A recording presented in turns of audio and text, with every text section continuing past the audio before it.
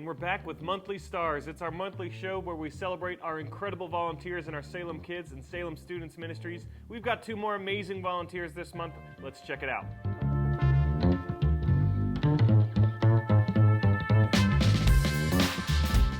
Let's welcome our first guest from Salem Kids. It's Kevin Spear.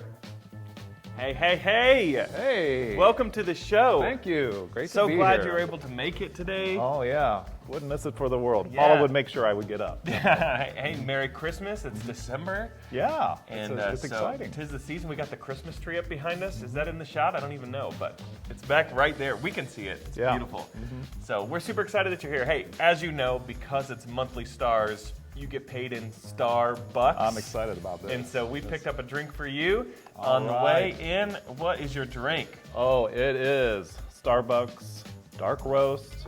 No cream, no sugar, none of the accoutrements. It's just this. Just this. That's cup of all I joe. want. That's all I need. Yeah. Yeah. Are you a dark roast all the time?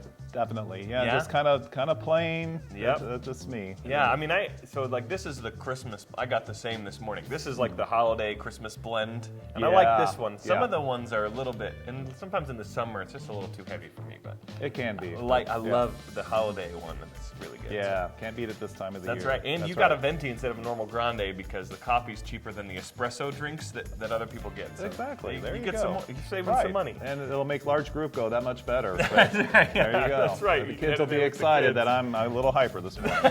Yeah, that's right. Yeah. Well, thanks so much for being here. So first, can you just tell us a little bit about what you do in Salem Kids and how long you've been doing that? We've been at Salem for about 3.5 years now. I've been doing children's ministry long before that, but I've been a large group leader for probably about 15 years now. And that basically entails on a Sunday morning, kind of like a church service for the kids. And so I'll be hosting this morning and introducing the story, and we'll have a little wacky game, which, no pies in the face this time, so that'll be good. But sometimes it gets a little messy and a little crazy. Sure. And sometimes I've also worked on Wednesday night and other duties assigned by Paula, which can be anything from carrying water to whatever she says. That's right. So you are a main large group leader and also a gopher. Yes, I can be. I've been an intern for 30 years now. It's the life that you've chosen, right? Yeah, that's it. I'll take it. That's Yes. awesome. Yeah, cool. And so how long have you guys been doing kids ministry together? You said like 30 years, is that what you said? Yes, well, Paula's been a children's pastor for 17 years, but Yeah. before that, after we were married, we started as a greeter back in Indianapolis at Yeah. the church we served there, Wow. and went into children's ministry about the time our kids were born. So, our oldest is 27 now, Yeah. so between 27, 28 years. Wow, been in that's children's it's ministry. a long time working with kids. Oh yes. Always an adventure, I'm sure. Oh yes, and each stage is always interesting, Yeah. and it's great. But especially, I love working with elementary kids. It's great to see you have everything in large group from kindergartners to 4th grade, and it's wonderful to see their growth over the Yeah. years. And that. Yeah. So would love to start first. I'm sure working with kids, there's just always some hilarious, silly things that happen working with Oh, kids. yeah. And would love to just hear maybe one story of something funny or silly that's happened working with Salem Kids. Okay, and usually, it's at my expense here. So especially this last Wednesday, we've been doing on Wednesday nights kind of like a contest/quiz show.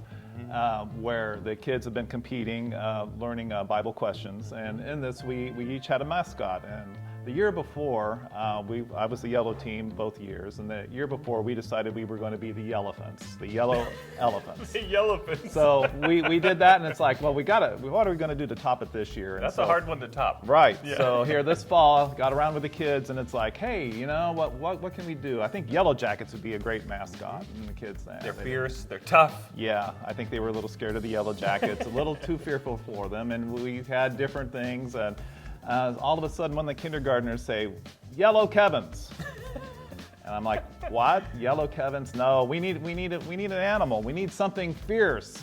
And one of the 4th graders turned to us and said, "Well, you're an animal." And the next thing we know, we became the Yellow Kevins. Oh.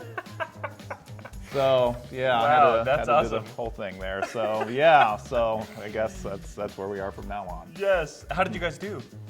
We came in second. The last night close. we were first place, and it was neck and neck. But the other team, they got to. Because there was a lot at stake, right? What was the prize for winning?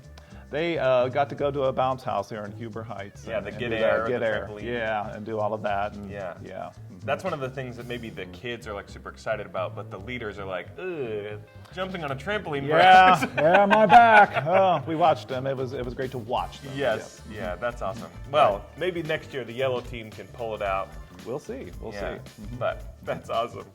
Well, hey, the other thing that we really love is part of the reason we make these videos is we really want people to understand that on this side of the building, in the family center, as we call it, it's not just fun and games and party and somewhere to put your kids while you go to church, but kids are really learning about Jesus and they're experiencing God in real ways. I mean, you mentioned this fall they were spending time doing Bible trivia and learning Bible facts and stuff, but I know there's all sorts of things at Salem Kids where kids are having real life experiences with God, and would love to just hear you talk about, hey, this is why I do what I do, and this is how I know that God's on the move in Salem Kids. Absolutely, and it's been great with the years that we've had now to see kids grow up from kindergartners to now to be young adults and to see them grow in their faith. And especially, I think one thing that really struck me several years ago, we got to go to International Youth Convention, and I saw kids there that were in the elementary program now take their faith and personalize it. And it wasn't just because it was their parents' faith, it was theirs. And it really, one of the verses that really grabbed me over the years that really have inspired me is Psalm 78, where it says, "We will not hide these truths from our children. We will tell the next generation about the glorious deeds of the Lord, about his power and mighty wonders." And I think what really struck me on that is if we're not telling our kids about Jesus, we're hiding it from them. And it really struck me that's what I do, is the hope that when they're older, when they're raising kids of their own and they're going through tough times, that they have the foundation of Jesus there to help them through life. That's awesome. I love that passage and how it talks about, like, hey, we need to, I love the way you said, like, hey, if we're not telling them, we're keeping it from them, Absolutely. Mark Batterson talks about sins of commission and omission. We think of, like, sins are an action that was wrong, but sometimes there's a sin that's, hey, I know that I need to act and I'm not. You know what I mean? And I love that. Absolutely. That passage saying, hey, somebody who's going to tell these kids if we want. Yeah. That's awesome. Cool. Well, hey, Kevin, we just appreciate so much what you do serving here at Salem Kids and all that you've invested in our ministries here, and just appreciate y'all. We hope you guys have an incredible Christmas, and we'll be praying for you guys on this new journey as you and Paula are heading off into a new season of life. And so we just love you guys, appreciate y'all. Thanks for being here today. Thank you. Enjoy your coffee. Appreciate you. Thanks for being here. Kevin Spear, ladies and gentlemen. Okay. Let's welcome our next guest from Salem Students. It's Josh Allen. What is up, friend? How are you? Good to see you, brother. Thanks for being here. I'm glad to be here. Yeah, so, hey, look, as you know, because it's monthly stars, you get paid in Starbucks. I know. And I know you're not a huge coffee fan, but we got you a hot chocolate, which is what you requested. That is my favorite. Thank you. Yeah. Yeah, I always think when I drink like hot chocolate and stuff, I always think of that movie, The Santa Claus, and they like drink the hot cocoa, and she's all like shaken, not stirred, but it's hot chocolate. No, you don't know what I'm talking about? No. Okay, well, cool. Tim Allen, Santa Claus. Oh yeah, I do. I've seen that. Oh, okay, yeah. I remember. I have 3 teenagers. That's right, yeah. But anyway, and I hope you enjoy your hot chocolate, and I see you're pulling double duty today. Josh has got the earbuds. He's going to head over and play worship in Big Church today. But yeah, last minute they needed a little fill in. You're jack of all trades. You're just everywhere. I'm trying. Yeah. So hey, tell me a little bit. Well, I know, but tell the people at home, the millions of viewers at home, what it is that you do in our student ministries and how long you've been serving in it.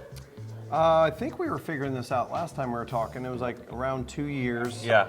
And Danica and I felt a need to help with worship with the students, just kind of like a feeling we got from just being around and knowing that there was a need and just feeling like we could possibly fill that in. And so between Danica and I, we just felt like we could kind of bring a team in and just help develop that a little bit, take it to the next step. Yep. So you and your wife Danica co-lead our student band. Yes. Yeah. Junior and senior high. That's right. Yes. And you also came with us to state youth convention as a leader when we needed one. Yeah. Yeah, That was so awesome. I filled in for junior high boys. Was Yeah. that 8th grade? 8th grade boys.